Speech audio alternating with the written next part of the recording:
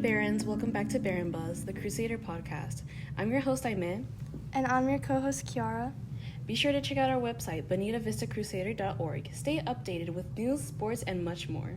Alright, so on today's topic, we are going to be featuring cancel culture. And we are here with... Aurelie. Last name? Rojas. Nice, thank you for being here. And so, what is cancel culture to you?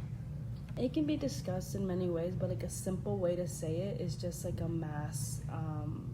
massive people trying to cancel one person because of their actions or ideas or thoughts. Yeah, do you think it's like something that we should really implement in our society? Is it something that we really need, or is it just something that we do to put people down? I think it goes both ways, but there's some times when we use it in a very not negative way, but take them into account or accountable.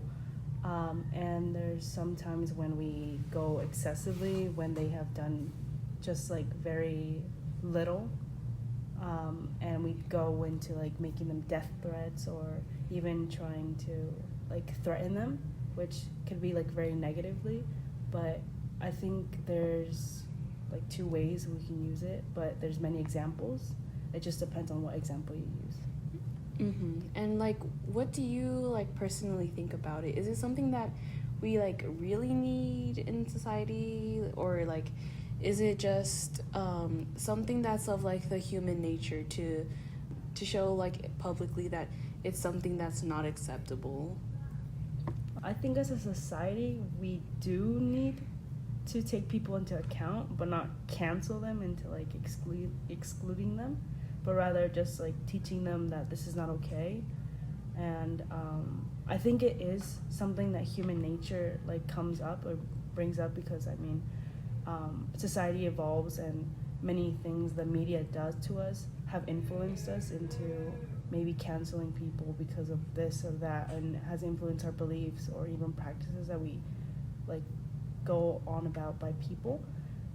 But I do think that it is useful in some aspects of maybe not bringing negativity into other people's like surroundings that they don't want. Yeah, that's true.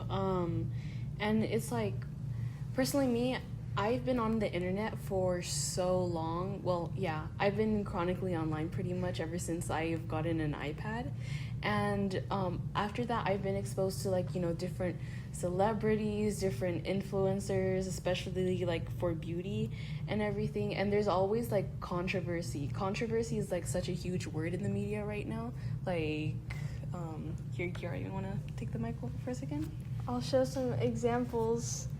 There's a lot of controversy between like Kanye West. That's a really big one. There's always like no one can always please everyone, especially as public figures online. So honestly, depending on who you are, like for every single person, there's gonna be someone who's controversial to them. Meanwhile, to someone else, it might not be.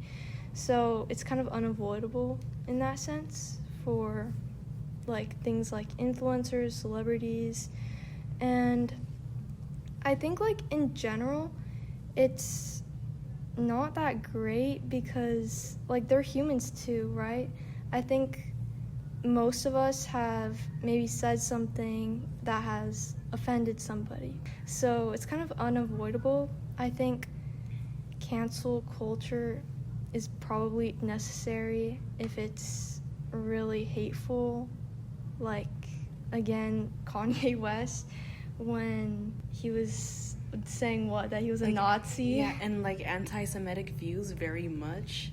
And like that has to do with like regards of like, you know, racism and like homophobia, transphobia, and a lot of things like that.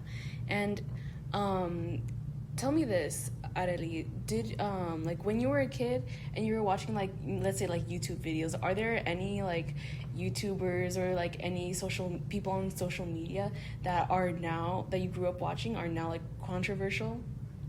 I'll be honest, I watch Shane Dawson a lot, and also David Dobrik. Oh my god, Yeah. that brings me back. And also Jeffree Star. they were very considered very controversial because of what they said and what they put out in the like internet. Like for example, I heard from a friend, or I don't know if it's true, but like there's rumors starting, or even like if that's true, but I heard that Jeffree Star said something that he was a Nazi, or even saying rumors that he was a Nazi, and that when Charlie Kirk was like killed, he was like he's spreading these things, and like what he did was so good, and that all his like bad things that he said about different people and like how it was right was very controversial that time. It's like literally been like a month, or like not even a month, a few months back. Yeah, but yeah, I watched those growing up. I don't now. Well, sometimes. Well, Just for the nostalgia. Just for like Jeffree Star's like makeup. Sometimes I think it's unavoidable because like sometimes I just go eat and just like watching it. Although he's controversial, like I forget that moment and I don't like actually like think about it. He's just like there, and I'm like, oh, well, I just watch him for his makeup or even for what he's doing. But I know it's like I shouldn't be watching him because of what he said. But either way, he's still like he's just there sometimes. And that reminds me of the term of like support the art, not the artist. And that has been like a recent trend where there's people who won't go to like, let's say, this controversial artist like concert or buy their music, but will still listen to them like on Spotify. What do you really think about that? And like, have you ever really done it? Because to be honest, I have too, especially like with like music that is nostalgic. I did have a Melanie Martinez phase, and so like, you know, is there what do you think about like that term of like support the art, not the artist? I use that a lot. Many times I say, but like there's gonna be people that are saying like, no, you should like not do that. You should just like not listen to them. Don't buy anything from them. But I mean, it's kind of unavoidable when you have like when something you enjoy, just like you don't think about it that time and you kind of just like block it out. Or sometimes you just like forget and you don't even realize that you're doing it because it's been on there. For example, like what you said, Melanie Martinez.